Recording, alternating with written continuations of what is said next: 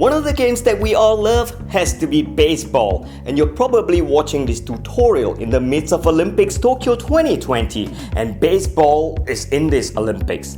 And if there's anything I like about baseball, has to be those cool portraits of those baseball players. Oh boy, you know what? Why not we shoot some on our own today? Hi, I'm Carmen. I'm your model for this baseball shoot today.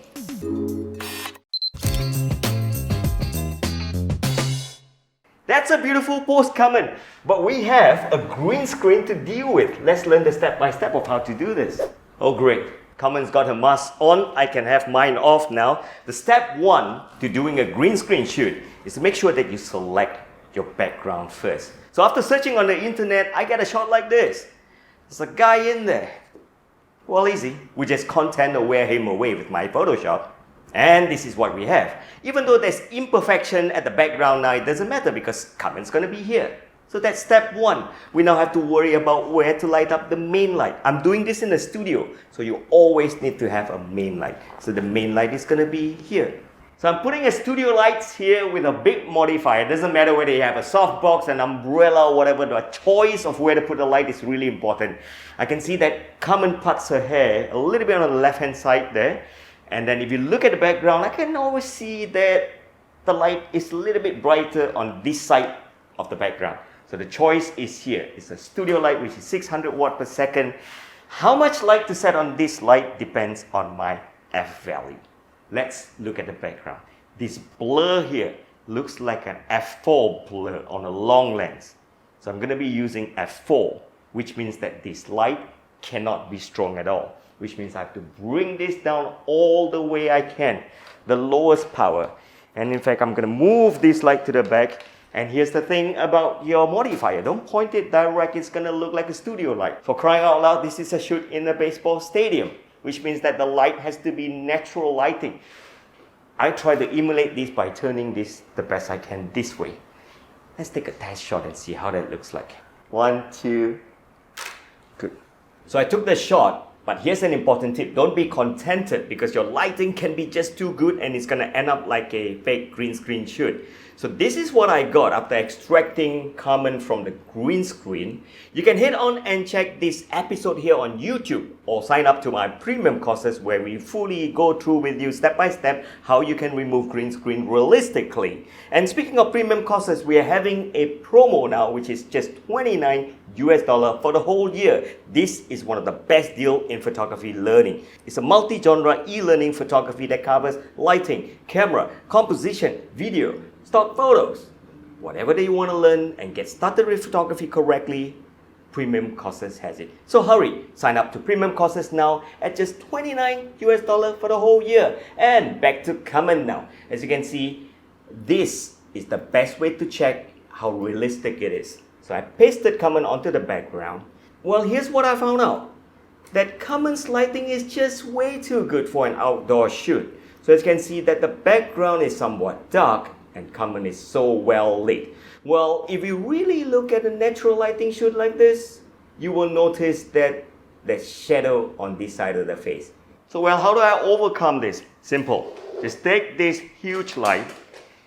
Remember the simple rule, a modifier doesn't always need to point directly at your subject. So I'm going to turn this completely this way. Remember that I was just way too bright, even with an ISO of 100. I'm going to push this way, away from Carmen. This is going to be something mind-blowing for you because you always thought that a studio light needs to point directly at your subject. Doesn't need to be. But I'm going to be underexposed, which I'm not going to be worried about. I think we're going to lose 2 stops. Yichong, how many stops do you think we're going to lose? Let's play a little bit of a guessing game here. I'm still shooting at f4. My ISO is at 100 now and shutter speed of 80. And this is how it looks like, the later shot where we point the modifier away. So I would say that this is more realistic now. This is good. I always wonder what happens when you add a rim light to a green screen shot like this. When you try to emulate a natural lighting shoot with green screen, you shouldn't be adding rim light. The reason is because that your viewers are so accustomed to having only one sun. So when you add the rim light, it's going to look fake. But hey, this is a stadium. Let's add a rim light to the reverse side of that big modifier and see what we get. This is how the main light looks like in relation to her to get a realistic lighting coming from the front. So the trick is that when you have a main light here, directly opposite this is where you plant the rim light. Let me show you the final ways of how to get a good rim light. So I'm going to lower the light. So the trick is to have this rim light pointed to this section of Kamen. There you go. It's the head and the shoulder. Exactly this. I'm going to teach you a trick how you know your rim light looks good. So I promised you a trick of how you can get perfect rim light. The trick is to turn off the main light. When the main light is off, and only then with the rim light on, you can see how it looks like. So I'm using an optical trigger with my built-in flash set to minimum. Every setting on my camera is still the same, f4, ISO 100, and then shutter speed of 80. Gonna cover this a little bit so I import no light on Kamen. Focus and chin up a little bit. Good. This is how the rim light looks on Kamen. Don't worry, because this is not the final shot. The idea is that you want to be able to see whether your rim light is covering Kamen beautifully. And that's the trick. Turn off your main light to see the rim light. And 1, 2, chin up a little bit. Good. This is how it looks like with a rim light and the main light on. Let's see how this looks like in our final composite. So you should get into the habit of not wasting your lighting in your shots. Once you get your lighting perfect, get your model to do a few more of these beautiful baseball poses. And these are the shots that we get.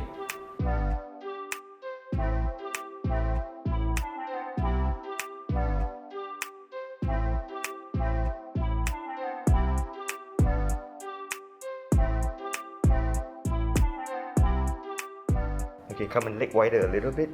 Okay, head look there. Viewers, I hope you enjoyed this lesson. If you do, I just need you to do 3 things. Number 1, leave me a comment, tell me what you want to learn and tell me what you think about this shot. Number 2, share this video and subscribe to our channel. And number 3, head on to my e-learning website here and check out the premium courses.